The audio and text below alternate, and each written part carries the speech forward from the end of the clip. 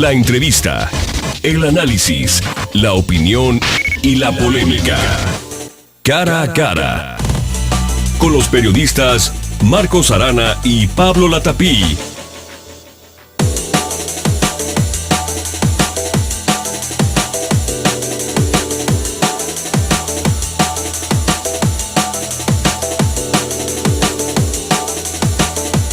Bienvenido, esto es Cara a Cara, me da mucho gusto saludarle, recibirlo, yo soy Pablo Latapí y saludo con mucho gusto a quien comparte conmigo este espacio de debate, de análisis, pero sobre todo de diálogo aquí en Zona 3, a Marcos Arana. Marcos, toda una institución del periodismo aquí en el estado de Jalisco. Marcos, ¿cómo estás?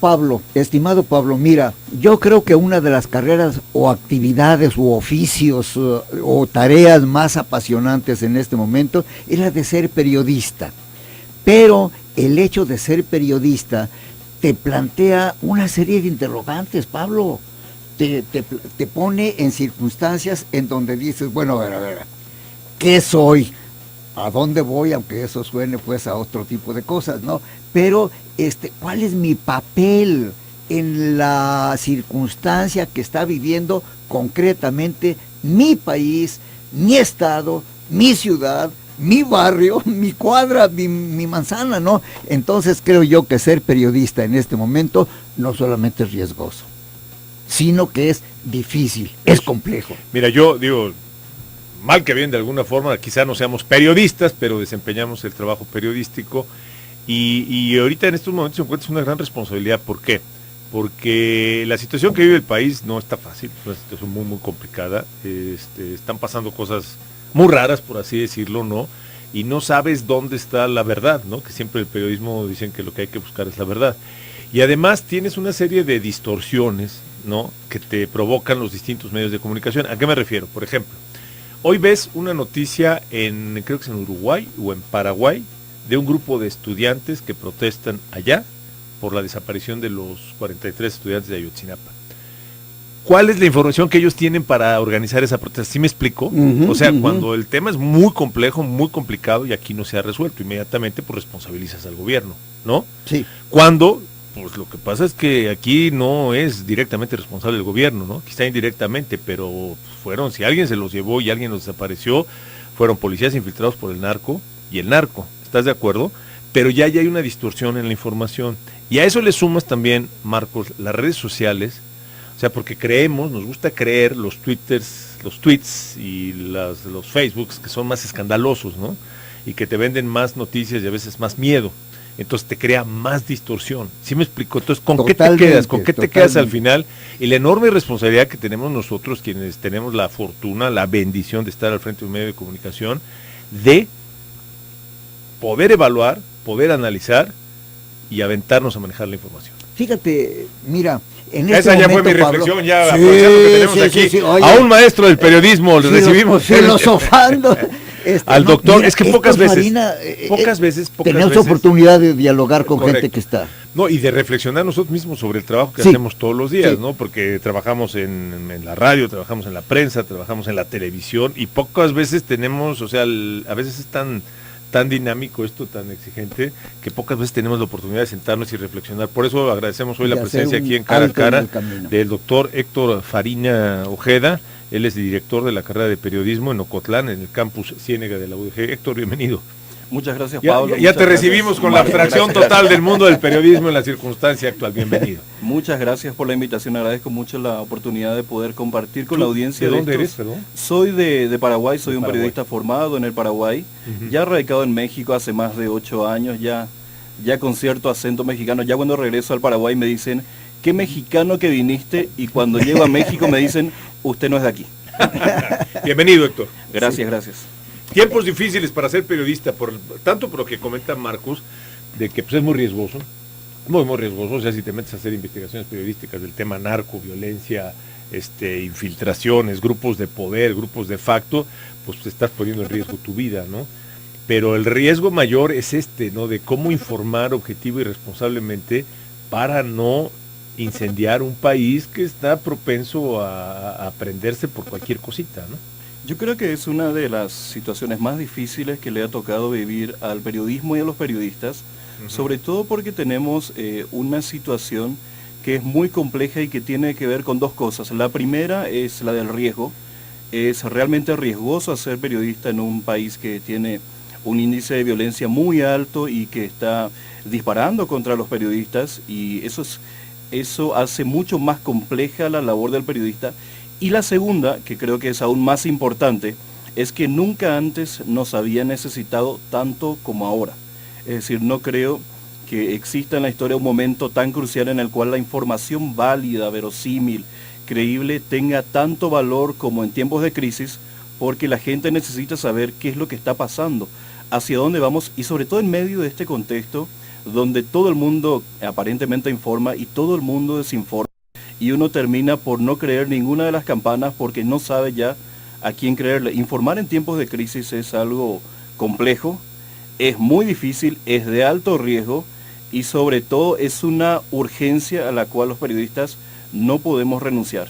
Y este es nuestro momento clave para tratar de valorizar aquello que alguna vez definió al periodismo, que era la ética. Decían, anteriormente hubo un tiempo en que el periodismo solo se podía reducir a una ética, eso decía García Márquez. Y la gran pregunta es si ahora, en estos tiempos de crisis, con precarización laboral, con incertidumbres, con miedo, con violencia, todavía podemos defender esa ética y todavía podemos informarle a la gente de cosas que sean no solo creíbles y verosímiles, sino útiles para una toma de decisiones en un país que está en una profunda crisis y que busca para todos lados una salida. Quiero yo nomás hacer un paréntesis pequeñísimo a propósito de lo que dijiste hace un momento, Héctor. México es el país en el continente donde hay más periodistas asesinados. En este momento, si las estadísticas, dependiendo de quién las lleve, pero hay 84 casos documentados de periodistas asesinados en lo que va del año en diferentes partes del país. Esto es verdaderamente alarmante. Esto, si sucediera esto en Europa, por ejemplo, bueno, no sucedería en Europa, ¿no? Pero la mitad que hubiera sucedido en países que no son de América, sería el escándalo del mundo.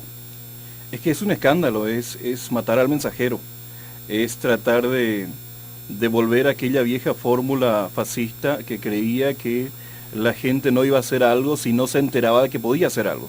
Y entonces se atentaba directamente contra los medios, contra la libertad de prensa primero y de expresión segundo. Aquí es quizás un contexto diferente, ya no es aquel fascismo que conocíamos, pero el fondo sigue siendo el mismo. Tratan de callar al mensajero porque hay alguien que quiere ocultar algo que la gente no quiere que sepa, porque eso implica tomar decisiones. Y es un momento crucial, Marcos, porque nunca nos habían necesitado tanto, y acallar a un periodista en este momento, tratar de desviar la situación, además de toda la desinformación que ya sabemos que hoy en día polula muy fácilmente a través de redes sociales, eso implica evitar que la gente tenga conciencia de qué es lo que puede hacer y de que tenga menor probabilidad de tomar la decisión correcta en cada caso. Y eso tiene implicaciones políticas, económicas, sociales, y la verdad es que sería un escándalo. Hace poco mataron a un periodista en el Paraguay, una cuestión de la mafia de la frontera, y fue todo un escándalo, y fue un caso de un periodista a través de, digamos, que hacía su trabajo, hacía denuncias, y sencillamente aparece un grupo de sicarios, lo emboscan y lo matan. Eso generó todo un escándalo. Imagínense la proporción que hay para pasar de 1 a más de 80 en un año en un país. Es decir, esto ya pierdes la capacidad de asombro, ¿no? Escapa a nuestra capacidad de análisis, y es tanto el escándalo, Pablo, que uno hay veces termina por enajenarse porque no termina de entender cómo fue que llegaron a matar a un periodista y el día siguiente ya aparece otro, y luego un nuevo escándalo, y luego son estudiantes, y luego los desaparecidos. Entonces uno termina entrando a una dinámica en la cual prácticamente la capacidad de asombro lo supera a uno, su capacidad de análisis lo supera, y eso hace que muchas personas terminen enajenándose y hasta de manera poco responsable, pensando que lo malo está en los medios y que la culpa es de los medios. Entonces se enajena y ya no quiere ver noticias. Fíjate, en ese caso, yo creo que es un privilegio para ti, Héctor Farina, que estés en contacto cotidiano con los jóvenes, y con los jóvenes que quieren ser periodistas. Ellos tienen una sensibilidad a flor de piel, ellos tienen una visión, lo voy a decir nomás por mí, totalmente diferente de cómo veíamos las cosas hasta hace poco tiempo. ¿Tú cómo sientes? ¿Cómo visualizas? ¿Cuál es tu contacto con los muchachos que quieren ser periodistas? Bueno, yo creo que una de las grandes alegrías que me ha dado México es esa posibilidad de estar con estudiantes de periodismo que llegan siempre con ideas renovadas y sobre todo en una universidad pública como la Universidad de Guadalajara, lo que implica que los estudiantes que llegan son rebeldes, son revoltosos, prácticamente tienen la discusión a flor de piel, son muy renovadores en ideas, son bastante impetuosos y eso es algo sencillamente maravilloso porque me recuerda una época en la cual los jóvenes estaban comprometidos y trataban de cambiar realidades. Ahora que yo veo a los estudiantes de periodismo los veo inquietos, los veo a muchos con escepticismo sobre su futuro laboral, muchos se desaniman muy rápidamente pensando que obviamente el oficio del periodismo no es la gallina de los huevos de oro y no se van a volver ricos de la noche a la mañana, es más, ni de noche, ni de mañana, ni después de muchas madrugadas, posiblemente nunca. Entonces sería como casi esperar la carta de García Márquez, la del coronel no tiene quien la escriba, podríamos estar ahí todos los viernes, pero seguramente esa riqueza no va a llegar. Pero los noto sí como inquietos, como preocupados, y los noto con muchas ideas, y tienen una ventaja que nosotros que aprendimos en escuelas tradicionales de periodismo no tenemos. Nosotros estamos muy preocupados por el cambio, de cómo hacer para pasar de nuestros viejos formatos de papel a lo digital. Ellos no. Ellos prácticamente cuando uno les habla del periódico impreso piensan que es una clase de historia y asumen que nacieron con un poder diferente, con redes sociales. Prehistoria. Sí. Vamos a hacer una pausa, esto es Cara a Cara. Continuamos platicando hoy de periodismo y de lo difícil en todos sentidos que hoy en día es ser periodista. Regresamos.